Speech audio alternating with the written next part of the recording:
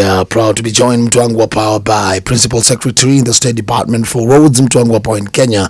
He goes by the name Engineer Joseph Mbuku. How are we doing as a country when it comes to our road infrastructure? We are happy this moment because we are coming from a dry spell. When this administration took over, in this country we had over 600 contractors who had downed the tools. 600? Over 600. Who had suspended works, others had rounded up their sites in the name of not being able to proceed because of pending bills, which had accumulated for quite some time to a tune of 173 billion as at the year 2022. But by the grace of God and the support of the administration, we've been able to unlock some of those challenges by having various models to ensure that the people resume works. In this administration, Patrick, it's also important to say, in our manifesto, completion of the ongoing roads was one of the key agendas of this administration.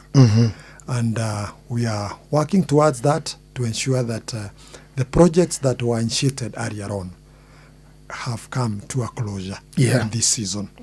So many are the times that we attempted using our budget, which is approximately 60 billion, but due to challenges of exchequer, we realized that it was very difficult for us to be able to unlock the pending bills because you still have to maintain the same roads that we are riding on every day. So we realized that even in the 2022-2023 budget of about over 15 billion, only around 32 billion came through as exchequer. So which didn't manage to unlock the stalemate of the pending bills. And in the year 2023-2024, an idea came on increase of fuel by another 7 shillings. We did stakeholders engagement in this country in all our regions. Unfortunately, it coincided with the GNC issue of finance bill. But in one way or the other, we were able to navigate, and today, the 7 shillings increment in fuel levy was achieved last year. The first thinking was that we use that money, which accrues to about 32 billion annually, to be able to support some of the orphan roads. When I say this, orphan roads are roads that have been built, they are not being maintained, and they dilapidate to the original state, which is a loss in the investment. So we realized that by maintaining those ones may not help because the contractors had suspended the works. And that's when, under the leadership of His Excellency the President, the idea of securitization of the 7 shillings came on board. Patrick, this is just like the normal way. You are employed in this media house, your salary is 20,000, and you need to own a house. So many of us go for mortgage. You attach part of your resources of your salary, and you take a house on mortgage, which you can pay for 15 years.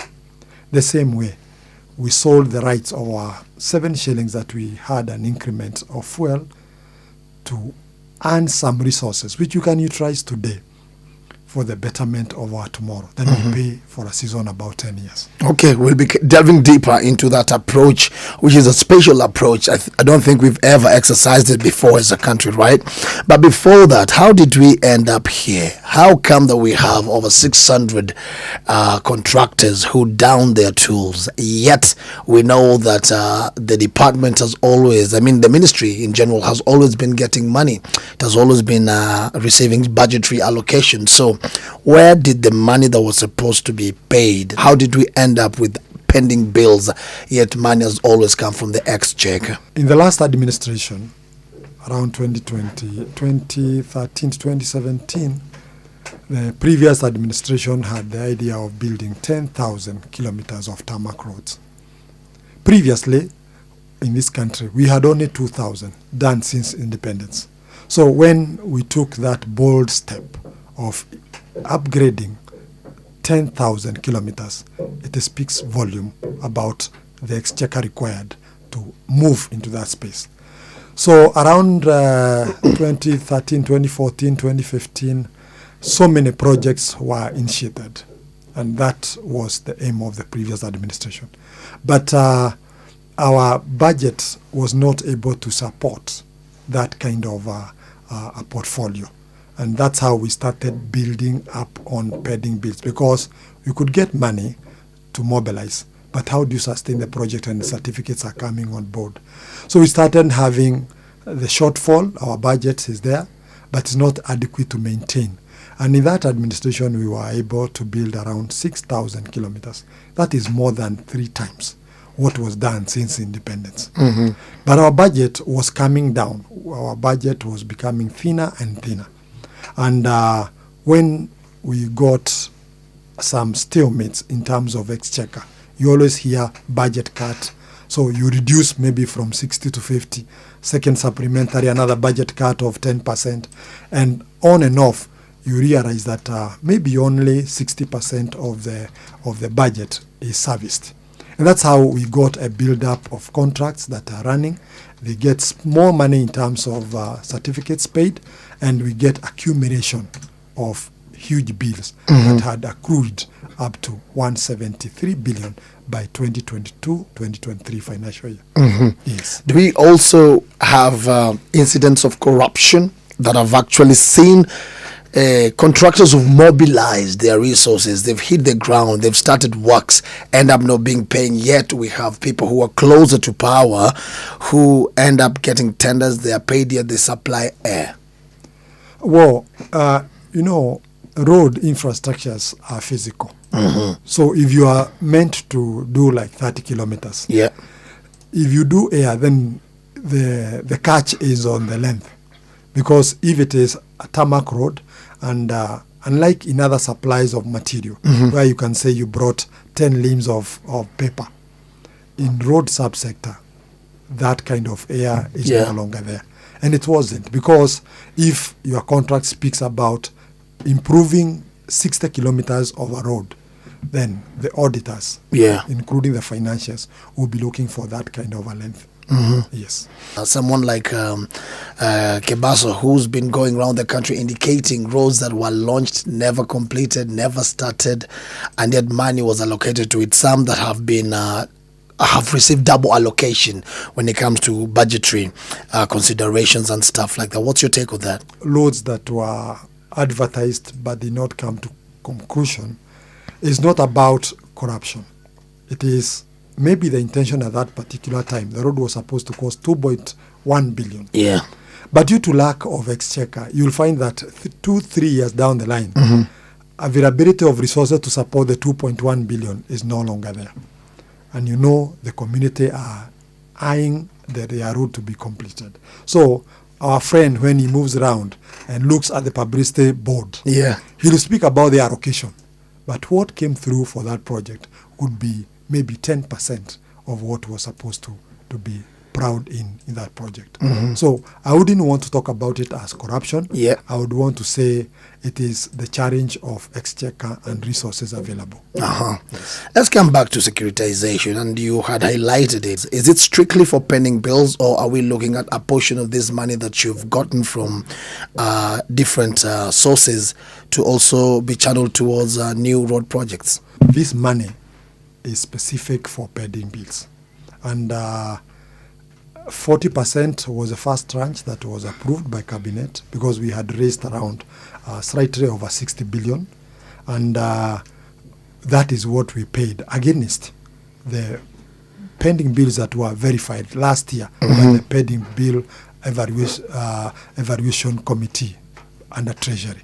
So these bills were already evaluated and certified as authentic certificates. So we paid what has been verified. And again, what is key on this one is that we were not looking at trying to stagger the payment such that one can get 70%, others 30%. It was a pro rata 40%, the first installment of bridging financing. So only those who had certificates of below 50 million were cleared. So you can clearly go on record and indicate that the issue of pending bills as far as road construction goes will be taken care of through securitization, and never shall we as a country going forward find ourselves in a similar situation? Well, let me put it this way. The spirit of our State Department and the government is to ensure that we don't have the same scenario where people are auctioned. You remember when people are owed money, some lose their life investment, your house, you attached it to a loan, and when your family watches you, your house, the one you live in, being auctioned, it's very humbling. Some have even committed suicide, which was very unfortunate.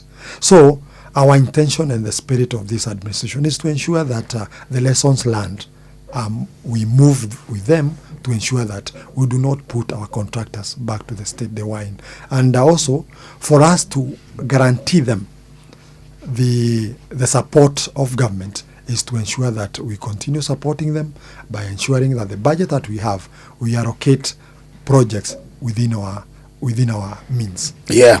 And another worry amongst Kenyans is that going forward, do we expect increase of fuel prices every now and then because of this model that you've taken of securitizing our taxes, the rights of our taxes in the future? One of the things, Patrick Gunza, that we can speak of is that even the increment of 7 shillings, we took ourselves to the public. We ran through our regions. We convinced the Kenyans on why we need the extra 7 shillings. If they would have all said no, with good reasons, I am sure that would have been dropped. But giving them the genesis of what we were going through, they all faithfully agreed to support us to have fuel increments of 7 shillings. Should we, because it's not cast on stone, should we require further increments because of one reason or the other, we will still go back to the same Wanjiku and Mwananchi and speak about the same and let them know why. Because again, maybe in future we may have other super projects that require support. And again, our people are also cognizant of the desire to have their roads being tarmacked. So if this need arises, then you can be sure Patrick will go back to Wananchi for concurrence. Yes. And where's the certainty? Because we are banking on the future. No one is guaranteed about tomorrow. Neither you nor myself. Yeah. What if forces that are beyond our control happens and we have a shake-up in the global oil market? Yes. What happens? And yet, this, no doubt, much as you don't want to term it as debt, is debt which ought to be paid back to those people who loaned you, who are equally in business. What happens? How risky is the future? Now, one of the things we must agree, for you, Patrick, to invest in a mortgage, you also know that company can go to the drains. The investor or yourself, you can also be sacked and all those things. Yeah. But those are the things that when you're investing in anything, you look at what is the stability of this framework, the SPV, the special vehicle that has been used on this, and what guarantees your resources. So all those analyses, the investors have looked at that. One, we've also looked at how our trade of RMRF money has been. Of course, unless we wake up and we close shop in everything, chances of us missing 7 shillings out of the 25 would also be like a bombshell, isn't it? So, according to me, the investors have confidence looking at the trade of our fuel levy. And because the fuel levy is also anchored in law, for us to wake up one day and change that law that we will never again require fuel levy will be a big toll. So, from where I sit, I still believe that we've done the requisite. We have interrogated this matter, and we have also looked at our trade of resources, which we normally correct from fuel levy. Yeah. And we see 7 shillings against 25, which we are correcting today. Of course, it's not so big. Okay. Yeah. So we also imagine that even if we have, there is a buffer that we've taken such that should we have, it can also go up or go down, isn't it? The consumption. You see, one of the things that is very nice, Patrick. Yeah. Fuel levy is a function of consumption of diesel and petrol. So when the contractors resume, there will be more consumption, and the more we will accumulate in terms of revenue. When they were grounded, we were collecting minimum because there no one using a grader, no one using a dozer, and you see these are high consumers. So now that more than 60 to 70% of our contractors have resumed, then we also anticipate to see huge consumption of fuel, which will translate to also huge revenue in terms of fuel levy. This is happening at a time when the world is going green. Fuel consumption might go low because guys are going electric. Yes. And we have households that are going solar, and we have factories and huge plants that are going green as well. Yes. So you anticipate increased fuel consumption at a time when everyone is caring about the environment, climate change and everything, and people are going green. Even when you go green, you still be on our roads. So when we miss you on fuel levy, we'll catch you on something else. Because you are users of loads. We may go to your insurance. We are now heading into tolling most of our major roads. The reason being, for you to go green, you cannot be in the air, you still have to be on the road. So we look at which is now other areas that we can exploit. We might now bring on board now other taxes that will speak to what you are speaking about. So one way or the other, Kenyans will continue actually funding for our roads, one way or the other. As long as they need the road. And you see, it is you who are asking. Like now when you see His Excellency in any baraza, even in churches, the first thing that people ask, we want our road fixed. So priority number one, if you don't speak about roads, wananchi will just, okay, we have so many spicing issues, like healthcare, we have electricity and all those. But key, especially in the rural areas, is accessibility. So we will still believe that when you go back to Wanjiko on how to sustain our roads, whether now they are in green or they are in fuel levy, it will be a tick. So wapende wasipende lazima waendelee kutoza ushuru. Of course, we are cognizant of the impact. You see, also, if you're not buying fuel and you're just using green, even if we charge you 7 translated into something else, I'm sure you'll be more than happy because you're not going for gas to pay. So, but you still need to ride on the road. Let's crunch the numbers now. Yeah, man. Let's talk about the 25 shillings fuel levy per litre, yes, the 18 shillings allocation, and the 7 shillings that you've actually decided to securitize, if I'm not wrong. Yes. Yeah. Now, 18 shillings was approved earlier. And part of that, 3 shillings was going to annuity projects. And the rest now was shared into various components, like if you talk about the agencies.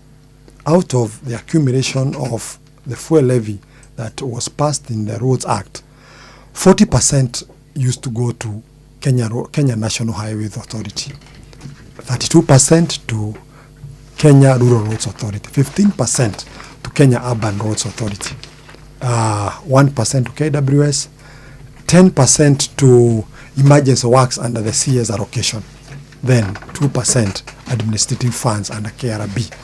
So initially we have come from just a shilling. Initially when we started fuel levy, it was about a shilling. And we have grown into 18 shillings. It used to be 15.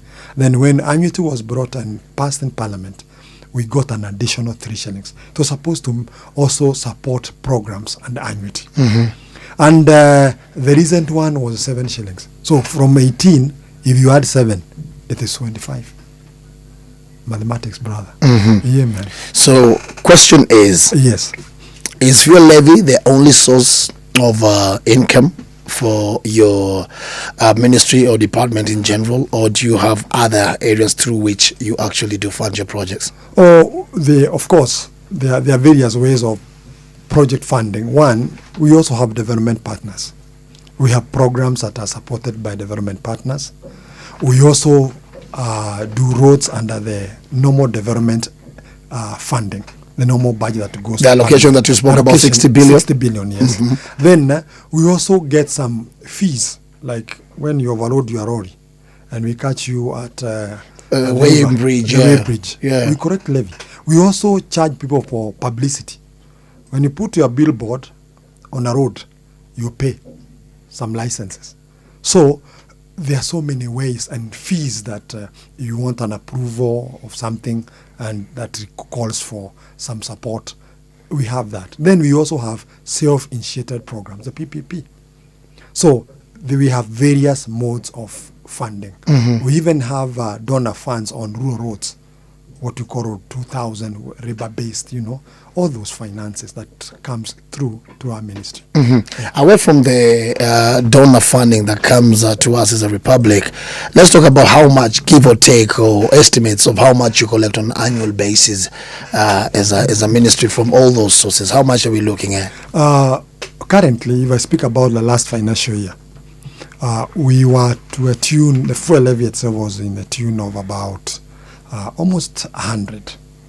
I may need to, but that is around 100. Yeah. What we had earmarked to spend was about 80, because fuel levy, again, you correct quarterly. So when things go down, the fuel money goes down. So, but our budget, our projection was about 70 something, but I think we corrected about almost 100, around 100. So we have 100 billion, we have 60 billion from Yes. the exchequer, that's 160. And we were lucky last year, we got full exchequer for our 60 billion budget. Okay, so that's about 160 Yes. billion Kenya shillings. Yes. And this is not enough to actually take care of bills. yeah. Something that, Patrick, we need to agree. Even when you are getting a house mortgage, you still have school fees. You still have to feed your family. You have to take your wife for holiday. You have to ensure that you support other brothers and sisters. Yeah. So our portfolio in the road subsector is about 700 billion, the ongoing contracts. So even when you take care of the debt, these projects are still running, and they are accumulating more certificates. You might find from December to now, we may also have brought forth to a tune of maybe 25 to 30 billion certificates certified, because these works did not end in December. It is the debts that we had accrued that came up to December 31st. So these projects, I said, the manifesto of Kenya Kwanza is to complete the ongoing projects, which are about 700 billion. So in the next 2-3 years, we anticipate to spend about 700 billion in the current ongoing project. Not forgetting that we also have emergency projects that trigger at all times. You have washouts, you have bridges that you need to construct. We have critical structures or roads that are expected also to be initiated. So we are not stagnant. We are moving on, so you are creating more certificates. So even when you clear the 175 using the securitization, you will still have to maintain these programs. If you get a mortgage, the school fees, you are still adding more children, so you will still need more money to sustain your family. Yeah, but if you ensure that you have legal children, not illegal children, quote unquote, and you ensure that you don't spend most of your time at the bar drinking and traveling unnecessarily, then you will have enough in your pockets to actually ensure the basic needs are taken care of and the mortgage is cleared. In other words, what we are trying to say, I think, we don't have a problem in tax collection in this country. The problem comes in how the government and its agencies actually spend these resources. Because, as one of our audience here is saying, it's unfortunate, Igunza, that the government hatches a plan of how to raid our pockets, and we are already overtaxed, by the way. Then the government comes up with terminologies to justify the raid. More taxes and more borrowing. Yet, the roads still remain dilapidated. Well, that is a nice observation, that in the last 1 or 2 years, everyone would have gone to the same. Even you. When you see a road from maybe Pipeline Nakuru going to Ermentaita in dilapidated state, and we are helpless, the contractor has withdrawn, those observations are noble. But now that we have mentioned that over 60% have resumed construction work, I give a very nice example. I am sure 1 month or so ago, Kangebin Bridge was not finished. People used to fall there. Gitaro was a stalemate. Yeah, that's my place. That's my place. That's your place. Yes, and you know Gitaro. how it was. It was crazy. It Especially was a mess. weekends and holidays. Yes. You could spend 4 hours At the intersection. at the intersection. Now, do you want to tell me people at Gitaro, Mutego, Kahuho, Wangige, Gikuyu do not know that there is change of guard in terms of the implementation? Are you saying that Kenyans don't see us unlocking Kangemi? If you have driven towards Kamandora, you see the interchange there. There used to be a smile up. So we are also addressing that. At the moment, we also have trucks that are working around Zambezi. So, impact on these resources. Because now, we owed China, at that time, about 3.1 billion. We have paid part of that money. And that's why they have the spirit of going back and continuing with the works. That is not the only one. Recently, I was in Nyandarua, the Boyman Pasenga Road. The contractor, Henan, has now also resumed. It was a night. People had demonstrated. So when they see resumption of contractors, I'm sure across the country, people will start having hope of where they are going. What's happening at Gong Road around Junction Mall? What's going on there? Now, we are doing an interchange and Akura. And that interchange is about, I think it's about 9 billion contract. And you'll see, like the one of TLM, we are doing a similar one. Where when you are coming from Langata Road, coming down towards Nyao Stadium, you see that kind of infrastructure? Yeah. And Bagadi, that is the kind of interchange. 9 billion. Yeah, man.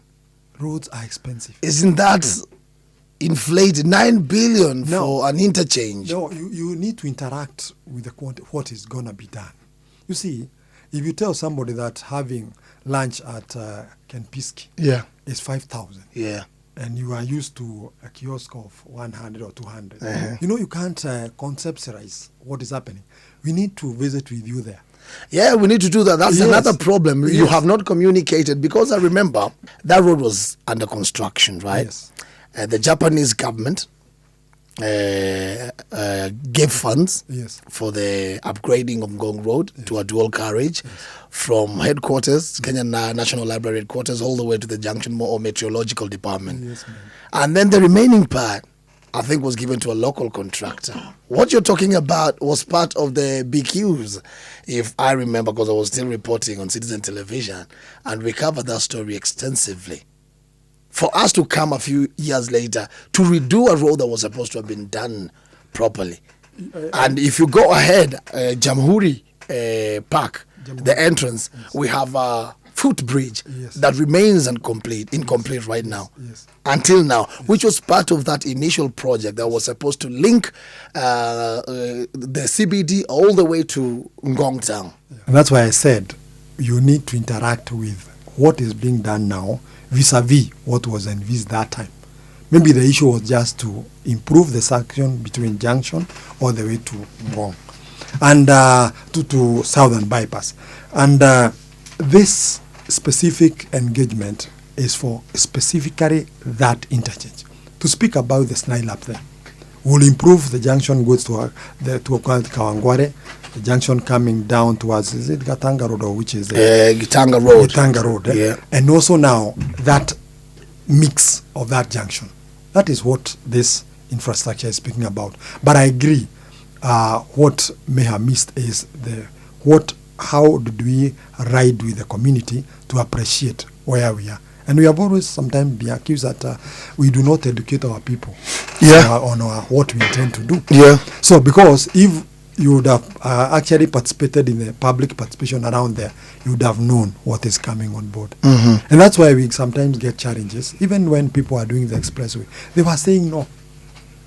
Because maybe some of them were not clear about what was coming through. Today, everybody is saying, do all roads like the expressway.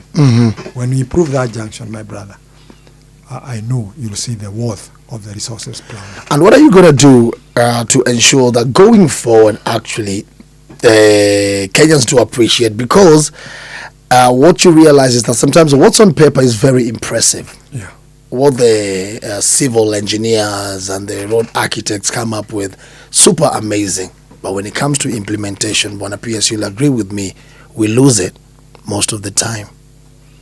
We lose it most of the time, and yet we have the supervisors who will come and approve of it. Yet we know that some of the elements of the roads that were incorporated in the designs have not been implemented. You also appreciate that what gives that kind of an impression. One is when you have inadequate resources. You open a road and you have no adequate resources to complete. All a road has been accomplished, you require to maintain it, but you have no money to maintain a road. Because a road, again, is a function of how well the drainage is managed. Are you right? And you find a road has just been constructed. Yeah. We had these challenges that we had before. So the performance-based contract that's supposed to be anchored on that project misses because of the budgetary allocation. So any road, when you have the drainage unattended to, undermines the pavement. And you find some of the roads, you may think that they were not well addressed. It's an issue of maintenance, and I think this will be a thing of the past moving forward, because we are speaking about the future of our finances in road subsector. And KRB is in charge of ensuring the securitization exercise is actually adopted and implemented? Yes, KRB is our financial corrector. And it is anchored, the securitization is anchored under KRB. That's the Kenya Roads Board. Yes, and they are the people who normally receive even other resources, like everything on fuel levy goes through KRB for distribution through our ministry to the other agencies. And so how is your ministry, through the guidance of KRB, going to ensure transparency and fairness in payments going forward? One is that I've told you that most of the contracts that we are paying are the ones that were verified by the pending bill committees. So you find that, my brother, that certificates that are being paid by agencies, we already have a schedule of the approved pending bills based on our verified certificates and the pending bills. Yeah. And also, we are open.